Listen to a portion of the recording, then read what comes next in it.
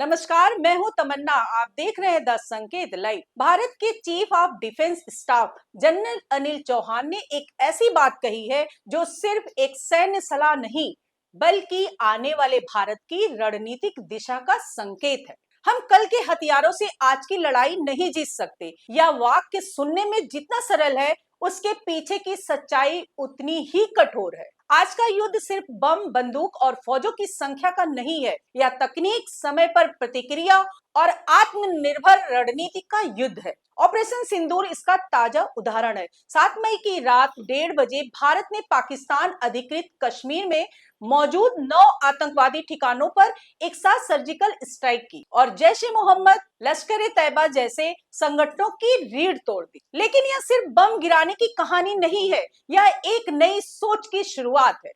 पाकिस्तान ने जवाबी कार्रवाई में ड्रोन भेजे, लेकिन भारत के स्वदेशी एंटी ड्रोन सिस्टम यानी CUAS ने सभी को हवा में ही रोक दिया। यही वह बात है जिसे जनरल चौहान ने मानेकशॉ सेंटर में UAV और CUAS की प्रदर्शनी में खुलकर कहा। हमें विदेशी टेक्नोलॉजी पर निर्भर नहीं रहना चाहिए, क्योंकि इससे हमारी युद्ध क्षमताएं कमजोर होती हैं। During Operation Sindoor on 10th of May, Pakistan had used unarmed drones and loiter munitions. None of them actually could inflict any damage to Indian military or civilian infrastructure. Most of them were neutralized through a combination of kinetic and non-kinetic means, and some of them, in fact, could be recovered in almost intact conditions. हम जब तक दूसरों के बनाए हथियारों से अपनी सीमाओं की रक्षा करेंगे, तब तक हमारी रणनीति उधार की रहेगी। आज युद्ध का चेहरा बदल चुका है, जहां दुश्मन पारंपरिक युद्ध नहीं बल्कि छद्म युद्ध, आतंकवाद और साइबर अटैक के जरिए हमला करता है। पाकिस्तान की योजना थी कि वह भारत को 48 घंटे में झुका देगा, लेकिन ऑपरेशन सिंदूर ने 8 घंटे में ही उसकी रणनीति को ध्वस्त कर दिया। इस पूरे संघर्ष में भारत ने सिर्फ आतंकी ठिकानों को निशाना बनाया, ना कोई सिविलियन टारगेट किया और ना पाकिस्तानी आर्मी की किसी चौकी पर हमला किया। यह हमारे सैन्य शौर्य के साथ साथ हमारी नैतिक श्रेष्ठता का भी परिचायक है। जनरल चौहान ने बिल्कुल सही कहा कि ड्रोन्स युद्ध के इवोल्यूशन का हिस्सा है और जो देश इसका इस्तेमाल नहीं समझता वो पीछे छूट जाता है।